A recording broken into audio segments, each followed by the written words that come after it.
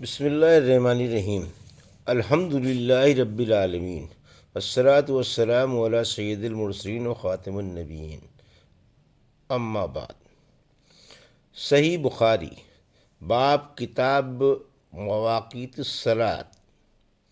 حدیث نمبر 552، اردو ترجمہ۔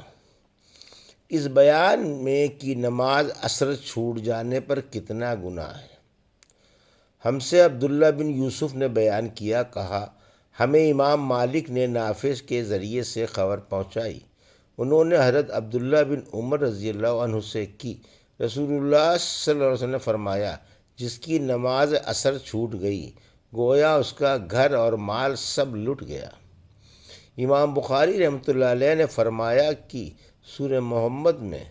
جو یترکم کا لفظ آیا ہے وہ وطر سے نکالا گیا ہے۔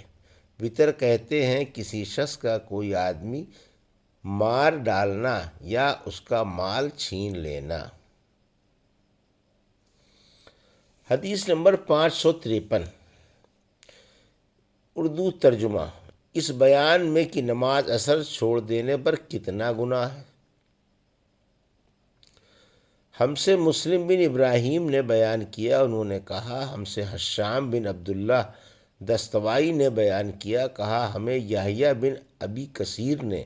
ابو قلابہ عبداللہ بن زید سے خبر دی، انہوں نے ابو لمیح سے کہا ہم بریدہ رضی اللہ عنہ کے ساتھ ایک سفر جنگ میں تھے اور ابر و بارش کا دن تھا، آپ نے فرمایا کہ عصر کی نماز جلدی پڑھ لو، کیونکہ نبی کریم صلی اللہ علیہ وسلم نے فرمایا جس کی عصر کی نماز چھوڑ دی اس کا نیک عمل ضائع ہو گیا۔ حدیث نمبر 554، نماز عصر کی فضیلت کے بیان میں۔ ہم سے عبداللہ بن زبیر حمیدی نے بیان کیا، کہا ہم سے مروان بن معاویہ نے کہا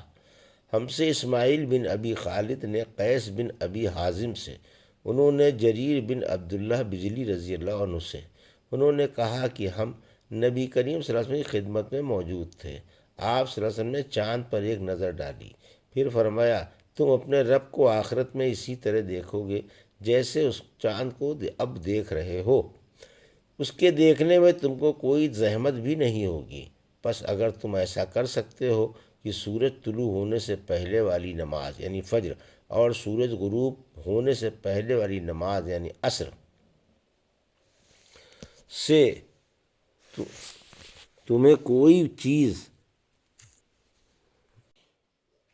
روک نہ سکے تو ایسا ضرور کرو۔ پھر آپ صلی اللہ علیہ وسلم نے یہ آیت تلاوت فرمائی کہ پس اپنے مالک کی حمد و تسبیح کر سورج طلوع ہونے اور غروب ہونے سے پہلے۔ اسماعیل راوی حدیث نے کہا کہ عصر اور فجر کی نمازیں تم سے چھوٹ نہ پائیں، ان کا ہمیشہ خاص طور پر دھیان رکھو۔ حدیث نمبر 555، اردو ترجمہ۔ ہم سے عبداللہ بن یوسف تنیوی نے بیان کیا، کہا ہم سے امام مالک رحمۃ اللہ علیہ نے ابو زناد عبداللہ بن ذکوان سے، انہوں نے عبد الرحمن بن ہرمزہ ارج سے، انہوں نے حضرت ابو ہریرہ رضی اللہ عنہ سے کہ رسول کریم صلی اللہ علیہ وسلم نے فرمایا کہ رات اور دن میں فرشتوں کی ڈیوٹیاں بدلتی رہتی ہیں اور فجر اور عصر کی نمازوں میں ڈیوٹی پر آنے والوں اور رخصت پانے والوں کا اجتماع ہوتا ہے، پھر تمہارے پاس رہنے والے فرشتے جب اوپر چڑھتے ہیں تو اللہ تعالیٰ پوچھتا ہے، حالانکہ وہ ان سے بہت زیادہ اپنے بندوں کے متعلق جانتا ہے، کہ میرے بندوں کو تم نے کس حال میں چھوڑا؟ وہ جواب دیتے ہیں کہ ہم نے جب انہیں چھوڑا تو وہ فجر کی نماز پڑھ رہے تھے اور جب ان کے پاس گئے تب بھی وہ عصر کی نماز پڑھ رہے تھے۔ حدیث نمبر 556، جو شخص عصر کی ایک رکعت سورج ڈوبنے سے پہلے پڑھ سکا تو اس کی نماز ادا ہو گئی۔ ہم سے ابو نعیم نے بیان کیا، انہوں نے کہا ہم سے شیبان نے یحییٰ بن ابی کثیر سے، انہوں نے ابو سلمہ سے، انہوں نے حضرت ابو ہریرہ رضی اللہ عنہ سے کہ رسول اللہ صلی اللہ علیہ وسلم نے فرمایا کہ اگر عصر کی نماز کی ایک رکعت بھی کوئی شخص سورج غروب ہونے سے پہلے پا سکا تو پوری نماز پڑھے، اس کی نماز ادا ہوئی نہ قضا۔ اسی طرح اگر سورج طلوع ہونے سے پہلے فجر کی نماز کی ایک رکعت بھی پا سکے تو پوری نماز پڑھے۔ حدیث نمبر 557، ہم سے عبدالعزیز بن عبداللہ اویسی نے بیان کیا، کہا مجھ سے ابراہیم بن سعد نے ابن شہاب سے، انہوں نے سالم بن عبداللہ بن عمر رضی اللہ عنہ سے، انہوں نے اپنے باپ عبداللہ بن عمر رضی اللہ عنہ سے کہ انہوں نے رسول کریم صلی اللہ علیہ وسلم سے سنا، آپ فرماتے تھے کہ تم سے پہلے کی امتوں کے مقابلے میں تمہاری زندگی صرف اتنی ہے جتنا عصر سے سورج ڈوبنے تک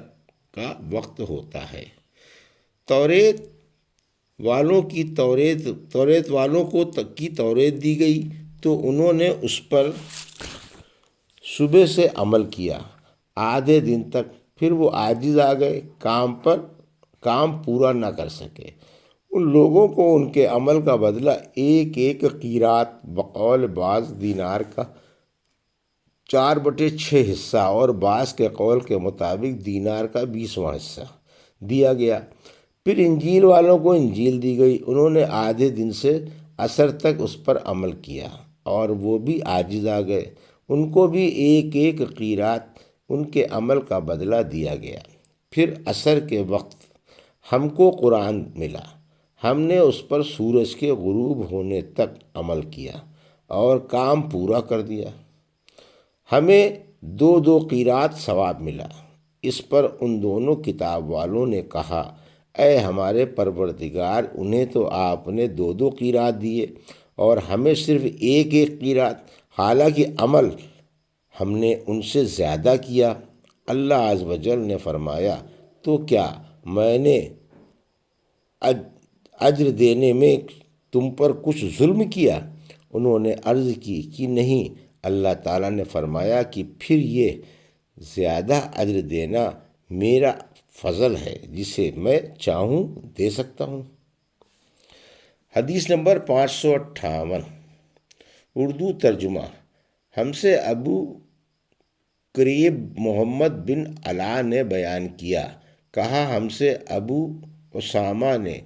برید بن عبداللہ کے واسطے سے بیان کیا، انہوں نے ابو بردہ عامر بن عبداللہ سے، انہوں نے اپنے باپ ابو موسیٰ اشعری عبداللہ بن قیس رضی اللہ عنہ سے، انہوں نے نبی کریم صلی اللہ علیہ وسلم سے کہ آپ صلی اللہ علیہ وسلم نے فرمایا، مسلمانوں اور یہودیوں نصارہ کی مثال ایک ایسے شخص کی سی ہے کہ جس نے کچھ لوگوں سے مزدوری پر رات تک کام کرنے کے لیے کہا، انہوں نے آدھے دن کام کیا، پھر جواب دے دیا کہ ہمیں تمہاری اجرت کی ضرورت نہیں، تو یہ یہود تھے۔ پھر اس شخص نے دوسرے مزدور بلائے اور ان سے کہا کہ دن کا جو حصہ باقی بچ گیا ہے، یعنی آدھا دن، اسی کو پورا کر دو، شرط کے مطابق مزدوری تمہیں ملے گی۔ انہوں نے بھی کام شروع کیا، لیکن عصر تک وہ بھی جواب دے کر بیٹھے۔ یہ نصارہ تھے۔ پس اس تیسرے گروہ نے، جو اہل اسلام ہیں، پہلے 2 گروہوں کے کام کی پوری مزدوری لے لی۔ حدیث نمبر 559، مغرب کی نماز کے وقت کا بیان۔ اور عطا بن ابی رباح نے کہا کہ مریض عشاء اور مغرب دونوں کو ایک ساتھ جمع کرے گا۔ ہم سے محمد بن مہران نے بیان کیا، کہا ہم سے ولید بن مسلمہ نے، انہوں نے کہا کہ ہم سے عبد الرحمن بن عمرو اور اوزاعی نے بیان کیا، کہا مجھ سے ابو نجاشی نے بیان کیا، ان کا نام عطا بن صہیب تھا، اور یہ رافع بن خدیج رضی اللہ تعالیٰ کے غلام ہیں۔ انہوں نے کہا کہ میں نے رافع بن خدیج سے سنا، آپ صلی اللہ علیہ وسلم نے فرمایا کہ ہم مغرب کی نماز نبی کریم صلی اللہ علیہ وسلم کے ساتھ پڑھ کر جب واپس ہوتے اور تیر اندازی کرتے تو اتنا اجالا باقی رہتا تھا کہ ایک شخص اپنے تیر گرنے کی جگہ کو دیکھتا تھا۔ حدیث نمبر 560۔ ہم سے محمد بن بشار نے بیان کیا، کہا ہم سے محمد بن جعفر نے، کہا ہم سے شعبہ بن حجاج نے سعد بن ابراہیم سے، انہوں نے محمد بن عمر بن حسن بن علی سے، انہوں نے کہا کہ حجاج کا زمانہ آیا اور وہ نماز دیر کر کے پڑھایا کرتا تھا، اس لیے ہم نے حضرت جابر بن عبداللہ رضی اللہ عنہ سے اس کے بارے میں پوچھا تو انہوں نے فرمایا نبی کریم صلی اللہ علیہ وسلم ظہر کی نماز ٹھیک دوپہر میں پڑھایا کرتے تھے، ابھی سورج صاف اور روشن ہوتا تو نماز عصر پڑھاتے، نماز مغرب وقت آنے ہی پر پڑھاتے، اور نماز عشاء کو کبھی جلدی پڑھاتے اور کبھی دیر سے، جب دیکھتے کہ لوگ جمع ہو گئے ہیں تو جلدی پڑھا دیتے، اور اگر لوگ جلدی جمع نہ ہوتے تو نماز میں دیر کرتے اور لوگوں کا انتظار کرتے، اور صبح کی نماز صحابہ رضی اللہ عنہ یا یہ کہا کہ نبی کریم صلی اللہ علیہ وسلم اندھیرے میں پڑھتے تھے۔ حدیث نمبر 561۔ ہم سے مکی بن ابراہیم نے بیان کیا، انہوں نے کہا ہم سے بریدہ بن ابی عبید نے بیان کیا، سلمہ بن اکوع رضی اللہ عنہ سے فرمایا کہ ہم نماز مغرب نبی کریم صلی اللہ علیہ وسلم کے ساتھ اس وقت پڑھتے تھے جب سورج پردے میں چھپ جاتا تھا۔ حدیث نمبر 562۔ اردو ترجمہ۔ ہم سے آدم بن ابی ایاس نے بیان کیا، کہا ہم سے شعبہ نے بیان کیا، کہا ہم سے عمرو بن دینار نے بیان کیا، کہا میں نے جابر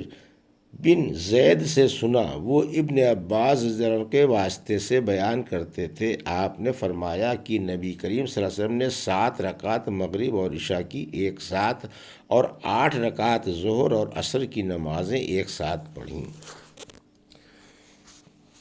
یہ تھی صحیح بخاری باب کتاب مواقیت الصلاۃ کی حدیث نمبر 552 سے 562 تک کا اردو ترجمہ جو ابھی آپ نے سماعت فرمایا۔ اللہ سے دعا ہے کہ اللہ رب العزت